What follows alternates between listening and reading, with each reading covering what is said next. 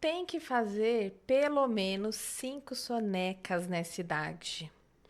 Dormir mamando é uma má associação do sono. Essa criança tem que dormir sozinha, não pode fazer cama compartilhada. Treinamento de sono resolve, você tem que ensinar o seu filho a dormir. Quem já ouviu alguma dessas frases? Acredito que a maioria de nós. Inclusive, acredito que boa parte já tentou controlar o sono do seu filho. E esse treinamento de sono, ele atende às necessidades de quem? Quem continua achando que treinamento de sono é a solução para as noites mal dormidas? Fica comigo para a gente entender melhor. Olá, eu sou Natália Sanches, educadora parental e mãe da Luna, e você está no podcast Entre Mães. Aqui tem muito desabafo, acolhimento e informações pertinentes à maternidade, com todas as dores e delícias que só nós mamães sabemos. E vamos falar hoje sobre o sono, um assunto bastante polêmico também, mas que vale a pena a gente aprofundar e ampliar o nosso olhar quando se trata desse ritmo biológico que estamos falando. Lembrando, ritmos biológicos a gente não controla, a gente não ensina, a gente observa e atende essas necessidades. O sono é uma delas. Todo mundo tem a necessidade de descansar, todo mundo precisa dormir. E isso não precisa ser ensinado. O nosso próprio corpo já dá sinais de que estamos cansados e precisamos descansar. Então, por que a gente tenta controlar tudo isso? Por que a gente tenta controlar os horários da soneca do nosso filho, o tempo que tem que passar em soneca, que horário vai dormir, que horário vai acordar, se eu compreendo que isso é um ciclo natural e que, na verdade, o que eu tenho que proporcionar é um ambiente adequado para que eu consiga atender essa necessidade? É por conta das nossas próprias crenças populares mesmo. E aí, hoje eu quero trazer uma visão um pouco diferenciada, falando de apego seguro e sono. Apego seguro é uma teoria do John Bowlby que tem 4 pilares. Então, os pilares são proteção, proximidade, previsibilidade, e aqui eu falo de previsibilidade emocional, e play, que é o brincar. Quando a gente fala de apego seguro, atendendo às necessidades de sono, e eu compreendo que a criança, no momento em que ela vai dormir, é um momento mais vulnerável dela, é um momento que ela tá ali, né? Para ela relaxar, pode vir realmente um predador e machucar, porque ela está num momento muito vulnerável. Então, quando eu compreendo isso, e eu compreendo que para que ela consiga relaxar de fato, ela precisa de proteção, ela precisa de previsibilidade, ela precisa de proximidade para se sentir segura, começa a inverter um pouquinho a nossa lógica de querer controlar tudo isso. E também o nosso saber em atender essas necessidades. Quando a gente fala de cama compartilhada, por exemplo, que é um assunto que a maioria condena, fala que não tem que fazer, que vai estragar o casamento. E aí eu abro até um parênteses, tá? As pesquisas mais recentes dizem que o principal motivo de separação nos relacionamentos são problemas financeiros. E a gente querendo culpar as crianças, olha só. Mas vamos lá, voltando aqui para o sono, né? Quando a gente fala de cama compartilhada, a gente tem aquela crença que realmente eu atender essa necessidade de proximidade, de segurança do meu filho, vai estragar o meu casamento. E isso é uma visão muito do patriarcado, inclusive, né? Então, eu tenho que atender as necessidades do meu marido, do meu casamento, que já é maduro, que já tem o cérebro racional desenvolvido, que já é capaz de se proteger sozinho, em detrimento das necessidades do meu filho, que é vulnerável, que é dependente, que precisa, né, desse afeto, que precisa desse contato. A gente começa a fazer alguns questionamentos também em relação a isso da cama compartilhada. Mas voltando para falar do apego seguro.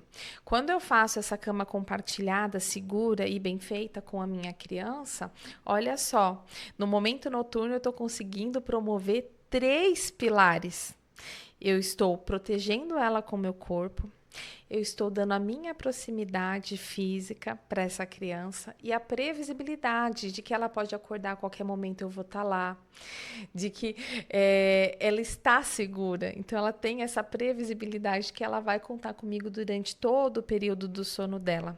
Olha que legal o que a cama compartilhada consegue promover em relação ao apego seguro. Mas, Natália, não consigo fazer cama compartilhada, não adianta, eu tenho medo, me incomoda. E aí, acho que a gente pode fazer alguns outros tipos de questionamento, né? O que essa minha dificuldade em promover isso para minha criança diz também da minha história, das minhas necessidades que lá na infância também não foram atendidas? Né? O porquê que me incomoda tanto aquela presença, o porquê que eu tenho medo. Se é um medo de sufocar, por que eu não posso buscar uma outra alternativa de um bercinho acoplado, por exemplo? E se é porque eu quero dormir com meu parceiro e não tem espaço, de repente na minha casa não tem espaço para uma cama um pouquinho maior. São questionamentos que a gente pode se fazer desse motivo por não fazer a cama compartilhada e que, de repente, a resposta, né, é um incômodo realmente meu. E não porque, não é bom. É porque realmente me incomoda e eu não consigo atender e promover essa necessidade. E quando eu não consigo fazer isso, o que eu tenho que pensar, então?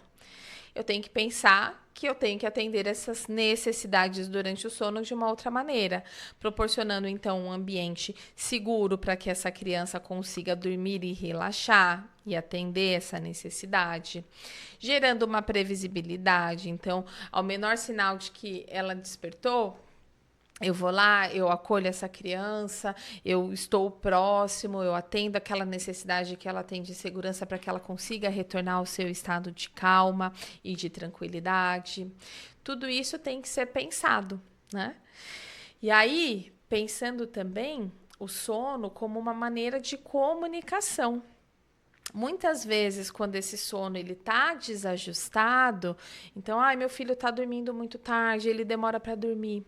Por que ele demora para dormir? Será que eu estou proporcionando um ambiente cheio de estímulos, com muito barulho, muito desorganizado, e aí ele não está conseguindo relaxar?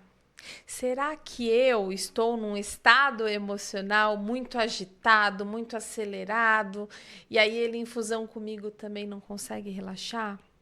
Será que eu estou passando muitas horas longe da minha criança e aí é o único momento que ela encontra para estar comigo, para se conectar, para brincar, é esse momento do sono, e aí por isso que ela não consegue dormir e ela fica brigando com o sono porque ela precisa da conexão comigo? Todas essas questões a gente pode se fazer para ir chegando numa resposta quando o sono está desajustado. E aí, com essas respostas, eu consigo adequar o ambiente melhor, a dinâmica melhor, para que ele, no seu próprio ritmo natural, consiga ir ajustando o seu próprio ciclo. E aí, eu quero compartilhar uma história com vocês, pessoal mesmo, né, minha e da Luna. Quando ela nasceu, ela nunca fez soneca no berço, ela não ficava na cama sozinha. Era eu sair da cama, ela acordava. Era eu colocar no berço, ela acordava. E aquilo me deixava muito frustrada. Eu falava, não é possível, gente. Eu tô fazendo alguma coisa errada. Por que essa menina não dorme sozinha? Desprezando realmente essa necessidade de proteção e um convite que ela estava me fazendo também. Tudo que a mãe sente, a criança sente também, de uma maneira funcional e emocional.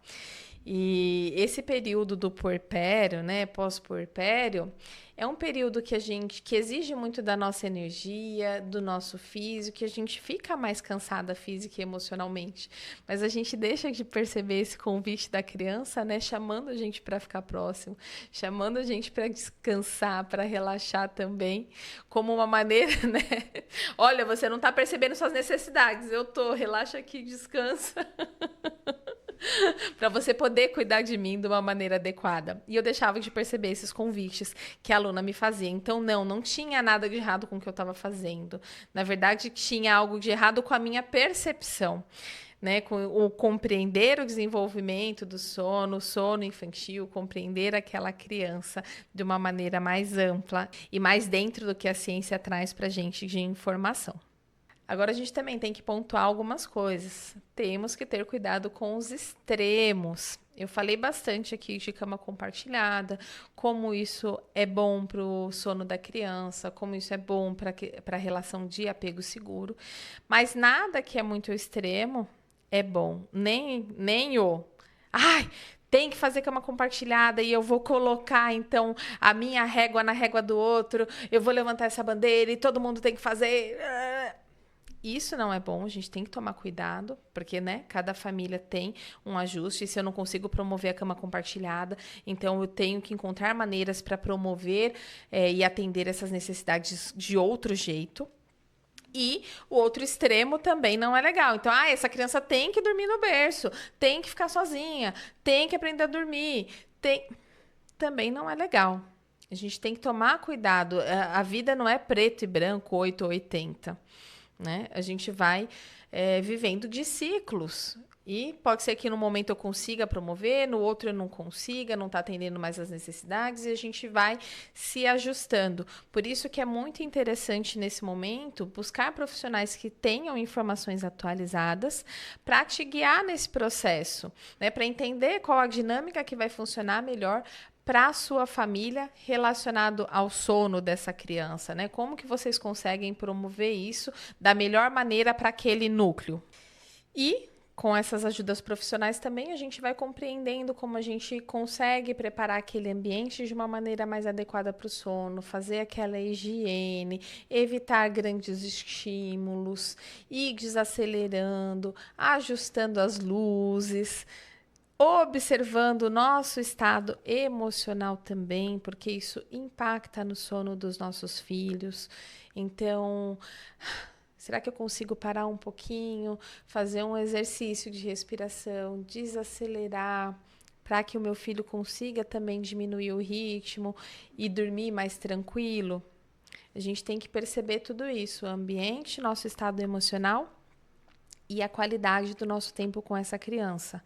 Porque, volto a repetir, a criança busca sempre conexão com esses pais e ela vai deixar de lado as suas necessidades fisiológicas para ter essa conexão, esse apego seguro e esse pertencimento, mesmo que ela tenha que lutar contra o sono dela. Então é muito importante a gente perceber também quanto você tem conseguido passar de conexão e de tempo de qualidade com o seu filho.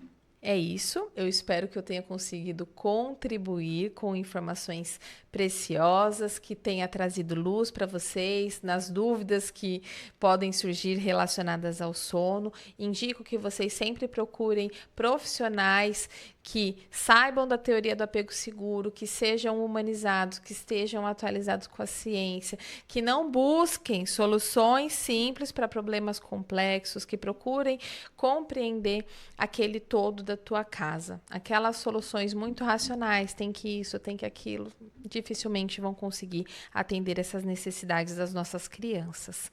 Se você gostou desse vídeo, deixa o seu like, compartilha com as famílias que estão precisando dessa informação e te espero na próxima semana. Até lá!